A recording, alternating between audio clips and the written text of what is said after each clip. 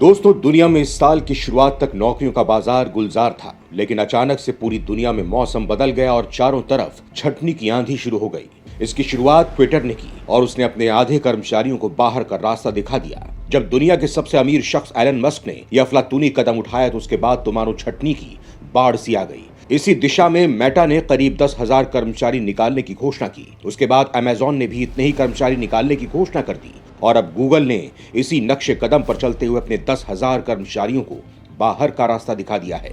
एक के बाद एक टेक कंपनियों की ओर से कर्मचारियों को घर भेजने की इस मुहिम ने युवाओं को हिलाकर रख दिया है। अब हर किसी को अपनी नौकरी जाने का डर सताने लगा है और अब नौकरी से निकाले जाने वाले तूफान में स्नैप और माइक्रोसॉफ्ट के नाम भी शामिल होने की बात कही जा रही है। लेकिन यहाँ ये सवाल खड़ा होता है कि आखिर ऐसा क्या हो गया कि ये दुनिया की दिग्गज कंपनियां लोगों को नौकरियों से निकाल रही हैं? क्यों ये कंपनियां युवाओं को उनके सपनों को खत्म करने पर मजबूर कर रही हैं? इसके साथ ही जानेंगे कि क्या भारत में भी ऐसी स्थिति है?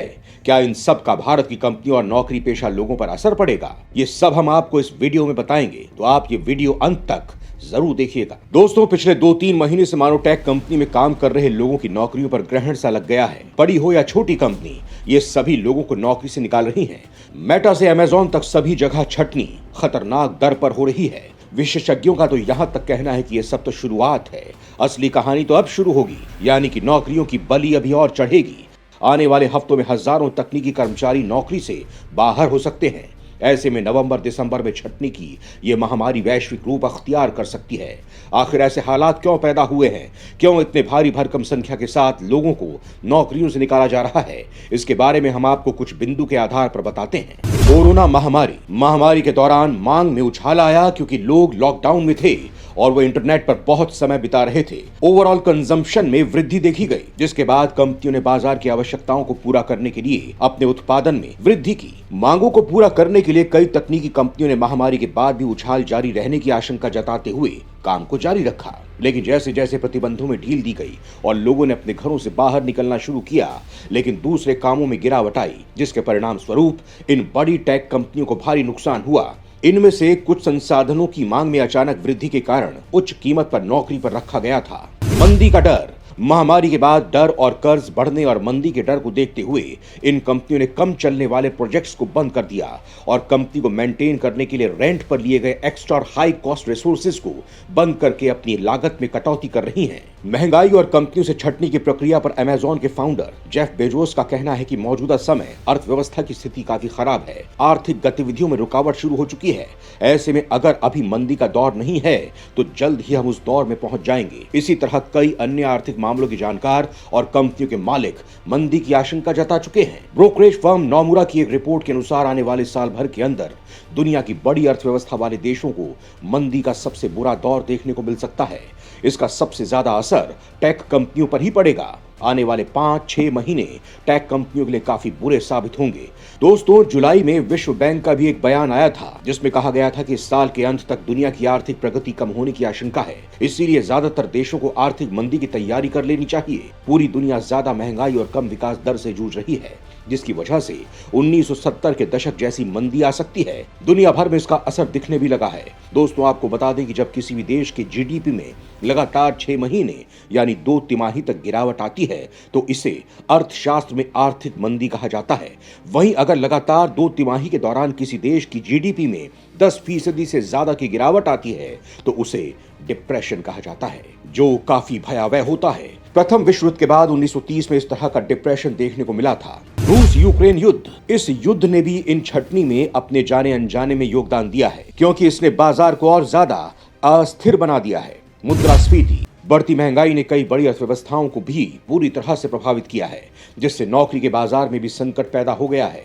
दुनिया इस समय इन सभी उतार चढ़ावों से उबरने के लिए एक रीसेट बटन दबा रही है। नई भर्तियों पर लगाई रोक। बिगड़ते हुए कई कंपनियों ने नई भर्ती प्रक्रिया पर भी रोक लगा दी है। इसमें भारतीय कंपनियां भी शामिल हैं। देश की 10 बड़ी आईटी कंपनियों में से 5 के आंकड़े चौंकाने वाले हैं। आईटी कंपनियों के कुल लागत में 55 से 65% हिस्सेदारी कर्मचारियों पर आने वाले खर्च की होती है।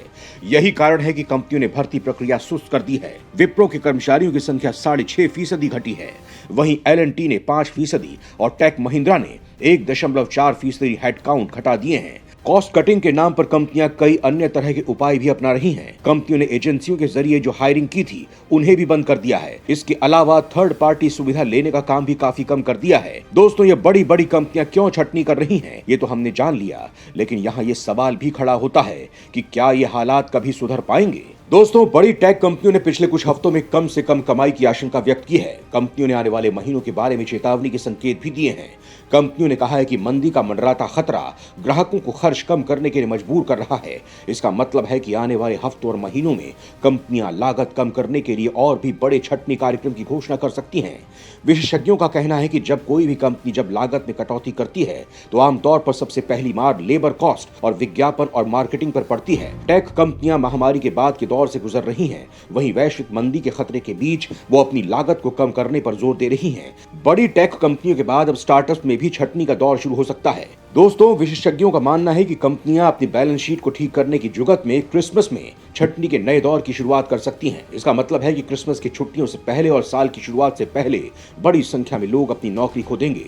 हालांकि इसका दूसरा असर ये भी है कि साल की दूसरी तिमाही एक बार फिर नौकरियों में बाहर आ सकती है। भारत में इसका क्या असर पड़ेगा? दोस्तों, जिस तरह से दुनिया की ये बड़ी टेक कंपनियां लोगों को नौकरियों से बाहर निकाल रही हैं, उन आंकड़ों को देखने के बाद भारत में भी ये डर सताने लगा है कि क्या इन सब का असर भारत पे पड़ेगा। क्या यहाँ की कंपनियां भी लोगों को बाहर का रास्ता दिखा देंगी? तो दोस्तों, इन सब को लेकर विशेषज्ञों का कहना है कि दुनिया भर की आर्थिक गतिविधियों में गिरावट और रुकावट आई है। इसीलिए इस बात से इनकार नहीं किया जा सकता है कि मंदी की आहट आने लगी है। अर्थशास्त्री प्रोफेसर प्रदीप माहेश्वरी कहते हैं कि कोरोना और फिर रूस यूक्रेन युद्ध के चलते पूरी दुनिया की आर्थिक गतिविधि पर असर पड़ा है। इसका नतीजा महंगाई और बड़ी कंपनियों की ओर से छटनी की प्रक्रिया के रूप में देखने को मिल रहा है। मंदी के इस दौर का सबसे बुरा असर अमेरिका, यूरोप में ही देखने को मिल रहा है और शायद ये आगे भी जारी रहेगा। ब्रिटेन जैसे देश भी इसकी चपेट में आएंगे, लेकिन यहाँ अगर भारत की बात करें तो यहाँ बहुत ज्यादा घबराने की जरूरत नहीं है। यहाँ इन सब का बहुत कम ही असर देखने को मिलेगा। प्रोफेसर माहेश्वरी के अनुसार IMF ने वित्तीय वर्ष 2023 के लिए अनुमान लगाया है कि भारत की GDP 6.1% रहेगी, जो चीन, अमेरिका जैसे बड़े देशों की तुलना में काफी ज्यादा है। मंदी के खतरे के बीच ये आंकड़े भारत को राहत देने वाले हैं, यानी कि भारत का इन सब पर कोई असर नहीं पड़ेगा।